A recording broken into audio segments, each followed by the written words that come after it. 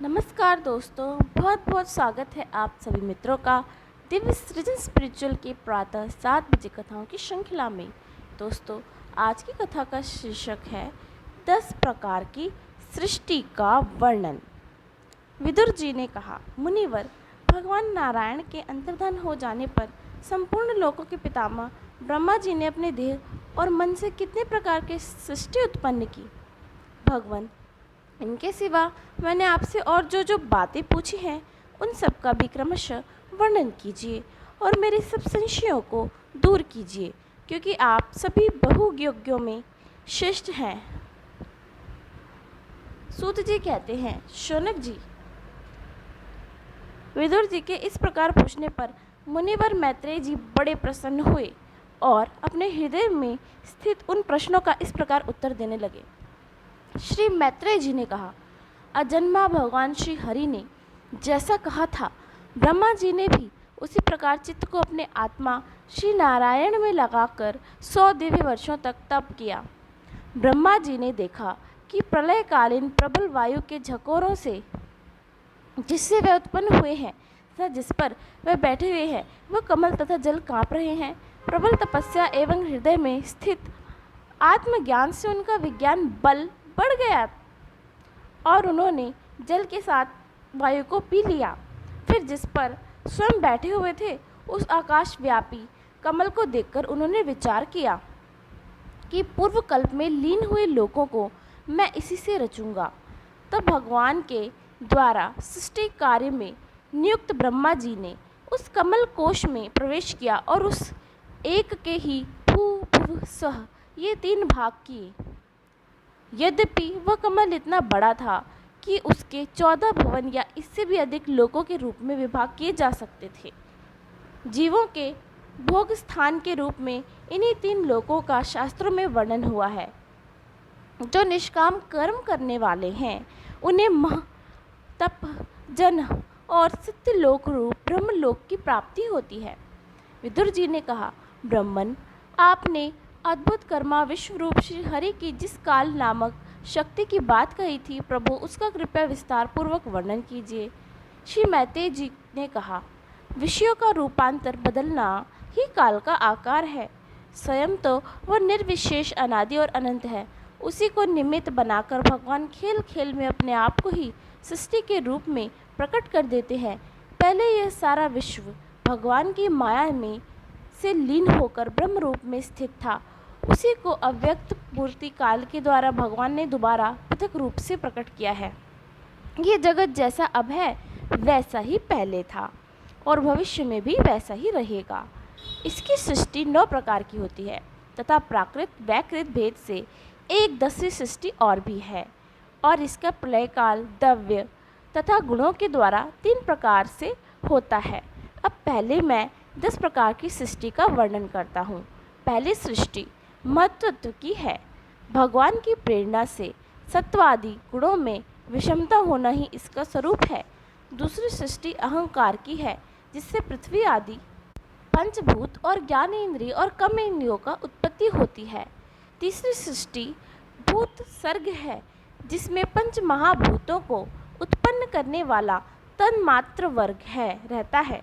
चौथी सृष्टि इंद्रियों की है, यह ज्ञान और क्रिया शक्ति से संपन्न होती है। पांचवी सृष्टि सात्विक अहंकार से उत्पन्न हुए इंद्रियाधिष्ठाता देवताओं की है। मन भी इसी सृष्टि के अंतर्गत है। छठी सृष्टि अविद्या की है, इसमें तामिस्त्र, अंधतामिस्त्र, तम और मोह और महामोह ये 5 गांठें हैं। यह जीवों की बुद्धि का आवरण और विक्षेप करने वाली हैं। ये 6 प्राकृत सृष्टियाँ हैं। अब वैकृत सृष्टियों का भी विवरण सुनो। जो भगवान अपना चिंतन करने वालों के समस्त दुखों को हर लेते हैं।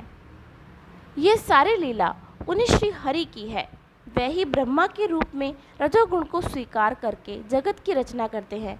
6 प्रकार की प्राकृत सृष्टियों के बाद सात्विक प्रधान वैकृत सृष्टि इन 6 प्रकार के स्थावर वृक्षों की होती है।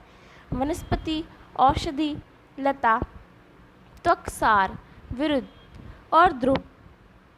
इनका संचार नीचे जड़ से ऊपर की ओर होता है। इनमें प्राय ज्ञान शक्ति प्रकट नहीं रहती। ये भीतर ही भीतर केवल स्पर्श का अनुभव करते हैं तथा इनमें से प्रत्येक में कोई विशेष गुण रहता है। 8वीं सृष्टि त्रियग्योनियों में पशु पक्षियों की है। वह 28 प्रकार की मानी जाती है। इन्हें काल का ज्ञान नहीं होता। तमोगुण की अधिकता के कारण ये केवल खाना पीना, मैथुन करना, सोना आदि ही जानते हैं। इन्हें सूंघने मात्र से वस्तुओं का ज्ञान हो जाता है। इनके हृदय में विचार शक्ति या दूरदर्शिता नहीं होती। साधु श्रेष्ठ, इन त्रियकों में गौ, बकरा, भैंसा, कृष्ण मृग, सुअर, नील गाय, रुरु नामक मृग, भेड़ और ऊंट ये द्विशव 2 खुरों वाले पशु कहलाते हैं। गधा, घोड़ा, खच्चर, गौर मृग, शरफ और चमड़ी ये एक शव 1 खुर वाले हैं। अब 5 नख वाले पशु पक्षियों के नाम सुनो। कुत्ता, गीदड़, भेड़िया, बाघ, बिलाव, खरगोश, शाही, सिंह, बंदर, हाथी, कछुआ, गोह और मगर आदि पशु हैं। कंक बाने बगला, गिद्ध, बटेर, बाज, भास, भल्लुक, मोर, हंस, सारस, चकवा, कौवा और उल्लू आदि उड़ने वाले जीव पक्षी कहलाते हैं। विदुर जी, नवी सृष्टि मनुष्यों की है। यह एक ही प्रकार की है। इसके आहार का प्रवाह ऊपर मुंह से नीचे की ओर होता है। मनुष्य रजोगुण प्रधान, कर्मपरायण और दुख रूप विषयों में ही सुख मानने वाले होते हैं। स्थावर, पशु पक्षी और मनुष्य ये तीनों प्रकार की सृष्टियाँ तथा आगे कहा जाने वाला देव सर्ग वैकृत सृष्टि है तथा जो महत्व आदि रूप वैकारिक देव सर्ग हैं उसकी गणना पहले प्राकृत सृष्टि की जा चुकी है। इनके अतिरिक्त संत कुमार आदि ऋषियों का जो कौमार सर्ग है वो प्राकृत वैकृत दोनों प्रकार का है। देवता, पितर, असुर, गंधर्व, अप्सरा, यक्ष, राक्षस, सिद्ध, चारण, विद्याधर, भूत, प्रेत, पिशाच और किन्नर, किमपुरुष, अश्वमुख आदि भेद से देव सृष्टि 8 प्रकार की है। विदुर जी, इस प्रकार जगतकर्ता ब्रह्मा जी, श्री ब्रह्मा जी की रची हुई यह 10 प्रकार की सृष्टि मैंने तुमसे कही। अब आगे मैं वंश और मनवंतर आदि का वर्णन करूँगा। इस प्रकार सृष्टि करने वाले सत्य संकल्प भगवान हरि ही ब्रह्मा के रूप से प्रत्येक कल्प के आदि में रजोगुण से व्याप्त होकर स्वयं ही जगत के रूप में अपनी ही रचना करते हैं। तो दोस्तों, यह थी आज की हमारी कथा जिसमें हमने 10 प्रकार की सृष्टियों का वर्णन सुना। आगे आने वाली कथा में हम जानेंगे कि मनवंतर आदि काल विभाग का वर्णन किस प्रकार से श्री मैत्रेय जी द्वारा होता है और वो विदुर जी को किस प्रकार से ये सब बातें बताते हैं। तब तक के लिए इसी के साथ मैं अपनी वाणी को यहीं विराम देती हूँ। धन्यवाद।